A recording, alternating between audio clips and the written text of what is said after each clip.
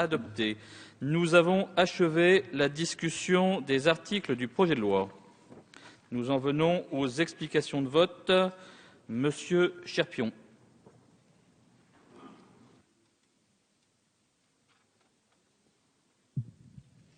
Oui, nous en venons aux explications de vote et lors de mon propos introductif, lors de la discussion générale, j'avais attiré l'attention de Monsieur le ministre sur un certain nombre de points positifs et points négatifs.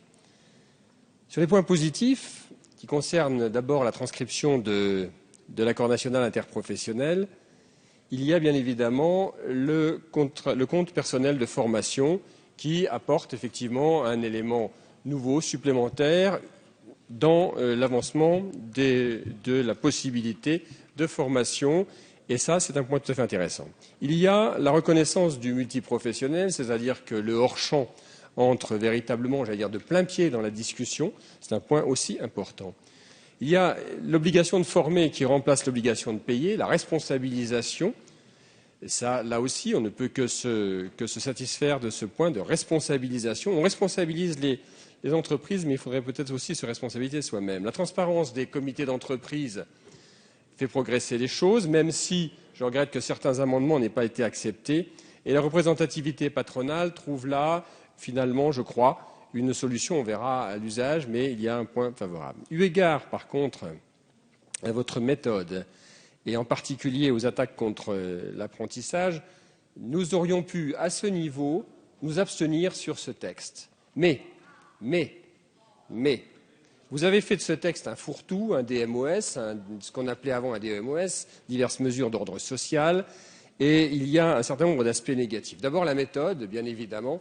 La méthode n'est pas acceptable. On a quand même, je pense là, vous entrez dans le Guinness des records, avec 25 amendements pour 22 articles. Le gouvernement a déposé 25 amendements pour 22 articles. C'est quand même, je crois, un record. Le travail efficace de notre rapporteur, je dois quand même bien le dire, le rapporteur a fait un travail efficace. La preuve, c'est qu'il a quand même eu près de 200 amendements rédactionnels, ce qui, là aussi, est un record. Concernant l'apprentissage, Monsieur le ministre, que ça vous plaise ou non, après 3 lois qui l'ont détricoté progressivement, la loi Peillon, le PLF, le PLFR, 3 textes, on fait un bond en arrière de 8 ans cette année et je pense que là, on va sonner le glas de l'apprentissage.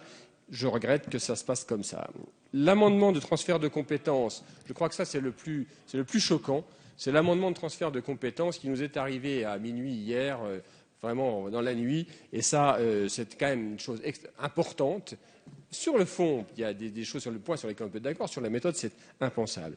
Il n'y aura pas de vote solennel. Et enfin, et ça, c'est pour nous, c'est le plus important, le problème de l'article 20 et de l'inspection du travail, pour nous, sont rédhibitoires. Il n'est pas question que nous acceptions cet article 20. En conséquence, nous votons contre ce texte. Merci.